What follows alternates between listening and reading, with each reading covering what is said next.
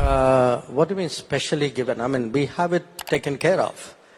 So हमने इसका ध्यान रखा है। आपको बता दें कि चुनाव जीतने के बाद ट्रम्प ने जिन 3 लोगों को कॉल किया था, पहले मुझे लगता है उनमें पीएम मोदी का नाम भी था। मेरा मतलब है प्रधानमंत्री मोदी ने वास्तव में कई राष्ट्रपतियों के साथ तालमेल बनाया है। जब वे पहली बार डीसी आए थे तब ओबामा राष्ट्रपति थे, फिर ट्रम्प बने, फिर बाइडेन बने, तो उनके लिए यह एक स्वाभाविक बात है कि कैसे वह उन संबंधों को बनाते हैं। इससे बहुत मदद मिली है और मुझे लगता है कि आप जानते हैं कि ये चीजें भारत में बहुत से बदलाव करने में मदद की हैं। मैं जानता हूं कि आज बहुत सारे देश अमेरिका को लेकर घबराए हुए हैं।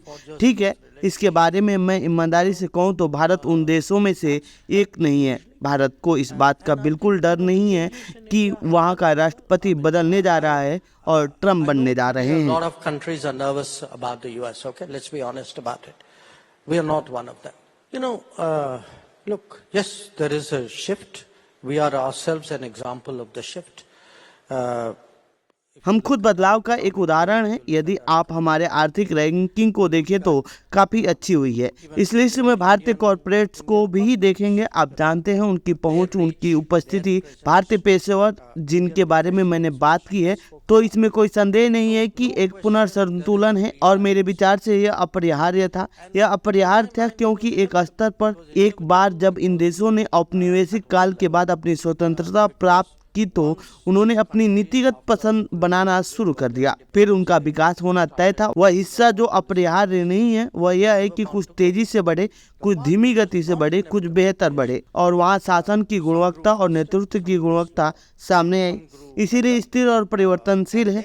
अधिक विविध बहुध्रुवीय दुनिया की ओर रुझान है। लेकिन आप जानते हैं एक दौर ऐसा भी आता है जब देश वास्तव में आगे बढ़ते हैं। मेरा मतलब है यह कुछ हद तक वैसा ही है जैसे कॉर्पोरेट दुनिया में भी होता है।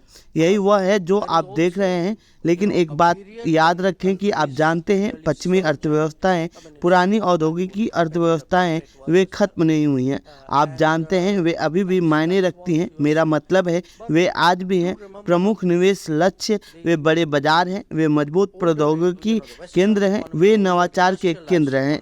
They have not gone away. You know, they still count. I mean, they are still today prime investment targets. They are big markets. They are strong technology centers. They are hubs for innovation. So let's recognize the shift, but let's not get carried away and kind of overstate it, right? And distort our own understanding of the world.